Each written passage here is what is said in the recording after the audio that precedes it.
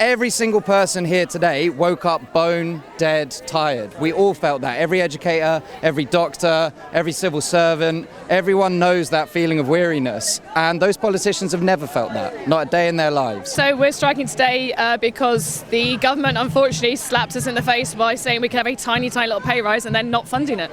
Most teachers would have probably grumbled and gone with it, but the idea that we then got to take it away from the kids is an absolute travesty, quite frankly. I mean, it should be fully funded at all times. What does that look like for the kids who are in the classrooms?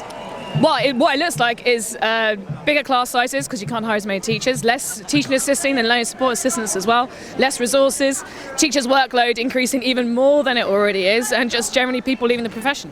Class sizes getting larger, unmanageably large, sometimes even illegally large. Because you're required to have a certain amount of floor space per child, and if you're overloading the classrooms, that's not safe anymore. We're looking at teachers surviving maybe 3 or 4 years in education before they go, it's not worth it, it's too hard, I can't cope, and then they leave. The targets that they're trying to meet, like to supply new teachers to the career, they're just not there. Our young people aren't really able to access this career anymore, and it's really, really tragic. I have been teaching now for only 4 years, so I'm relatively young in the profession, and every single year I have seen us be asked to do less and less and less with less and less and less. We've been asked to do more and more and more with less and less and less. And yeah, those cuts affect us every single day. A third of people who started in education 5 years ago are no longer in it because it's not financially viable. And as much as all of us want to be here to try and educate children and to make sure that they have the best education possible, it's really difficult when the system isn't funded. It's not about our pay, it's about making sure that there's money there so that we can actually educate them the way that they deserve. It's an unfunded pay increase, as you say, which basically means from school budgets, that pay is going from school budgets, money which should be spent on providing more teachers, more resources for the education system. And really, even in my school, there are real financial constraints because of this 5% pay increase. So really, it's up to the government to actually pay up rather than just put the load on schools, because reality is we shouldn't just get a pay rise on the cost of lack of less resources for our students. That's what we go in every day for, which is providing a good education for our students. Our schools are drastically underfunded. My kids have got no money. We work in special needs. We've got no teaching assistants. We haven't got enough teachers. We haven't got enough room. Our kids are in corridors being taught. We've got children who are non-verbal, who have no communication devices, and it's just got to stop. I work in a special needs school. Under school we used to have lower numbers, we used to have a bigger budget. We've lost our music teacher, we've lost our drama teacher, we've lost our dedicated art teacher. So we're just like, people leave and they're not covered, and then the work just goes. So the quality of service that we give to the children, it's not what it used to be. Yeah. What would you say to the government if you had a couple of minutes with them? You know, like, you need to fund the future of the schools, because we're just going to have a school like people that are not taught. You know, it's you have the money, just use it wisely. They've given us an unfunded pay rise, but what that means in real terms is that head teachers lose out, and what that does is it means support staff lose jobs. Our children used to go horse riding, but our schools say we can't afford to do that anymore. Why are you here, Jeremy? To support those people taking strike action today, the sacrifice they're making in order, yes, to get a decent pay rise, but also to ensure we get a decent education service, to ensure we have a decent health service, to ensure we have a properly staffed civil service, and all the other people that are taking action today. It's inspiring to see so many young people here on this very large trade union demonstration. I believe a well-funded public sector is beneficial to the economy of the whole nation and our local area. So for people to call us greedy teachers really takes the biscuit a bit, because any money I get from a pay rise, I will be investing back into my local high street. So a healthy public sector, especially in a city like where we come from, Hull and the East Riding, means healthy high streets, small to medium business thriving. You know, the money that I get today, as a result of a pay rise, won't be going offshore into an offshore bank account. It'll be going into my local bakers, it'll be going into my local pub, it'll be going into supermarkets. I know they have enough money, but, you know, the high street's dying. So what a pay cut means to us in real terms is a healthy, thriving local community. And in a city like Hull, it means potential more jobs, better off families, and everyone wins really. And remember, we're fighting not just for our pay, but we're also fighting for the value of the teaching profession. And I always say this, a country should really be based on three key principles. One is welfare, provision of welfare for people. Number two is a good education for all. And number three is a health system for all. And if we don't provide those three key things, how advanced a country are we?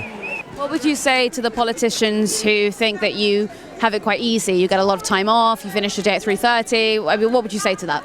I say, hey, look, we're always looking for good teachers.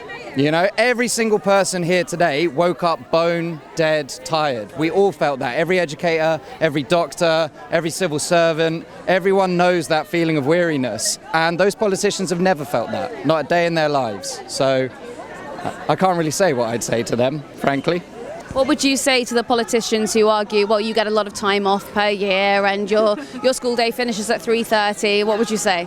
Well, it doesn't to begin with, and I'd love them to come work a week with us and see how they can deal with it. That'd be a good call out. Gillian Keegan, come down and sit in your classroom? Oh, she would not be able to cope for more than an hour, I reckon, with the amount of workload that we have and the pressures that we have from the kids doing our best for them, parents, governors, other members of staff, trying to do your best at the end of the day for the kids. No one wants to be here, really. We want to be teaching, but we feel like we have to, and that's why we're so many of us around. She could hack a morning in our classroom, yeah. As soon as that door opens, it would be absolute chaos. Yeah, she couldn't run a country, she certainly couldn't run a classroom. I think the real reason is that those people who are trying to make these policies have never been inside a classroom, apart from when they were in one themselves. And that doesn't equate to education experience. Do you think that the Education Secretary would be able to teach in your classroom? I don't think the last 10 education secretaries could teach. None of them have had any training. The fact that we've actually had one for longer than a lettuce is a bit of a bonus. Not in our classroom, no. We work in a school for children with like challenging behaviour, but I just don't think they live in the real world. You know, they come to any of these cities, Hull, Middlesbrough, Leeds. You know, they're not on this planet. They do not understand the daily trials that these children have as a result of, let's be frank, austerity since 2010. You know, it's 13 years of austerity now, of eating away at the public sector. They've made poor families worse off, and they've caused real harm to families. And then we're expected to pick that up on the front line and give these children an education, but also sort of pick up some of the work that these key services used to do. And we just can't do it. We don't have the time to do it, and we don't have the energy to do it, and it's not our job. Have you seen the effects of the cost of living crisis in children who you teach?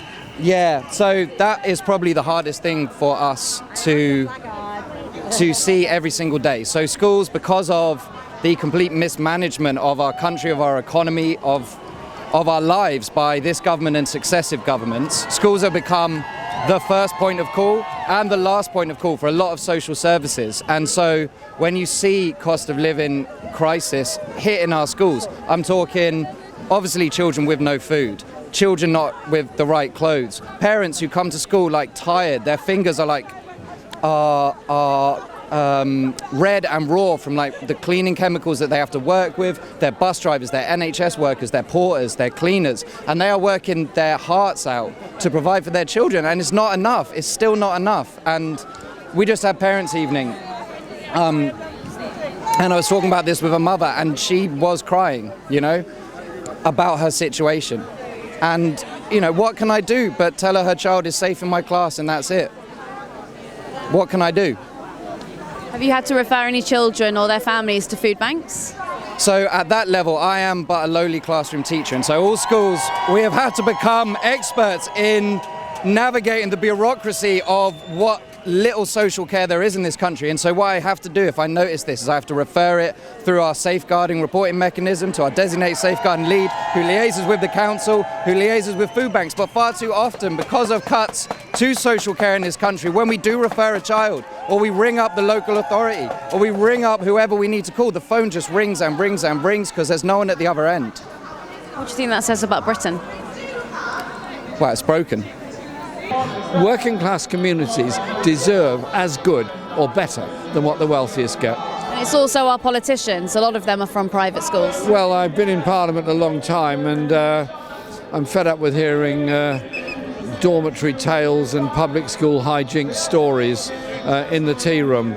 I'd much rather hear about people and the struggles they went through to become a nurse, an engineer, a teacher, and all the things that they did as well.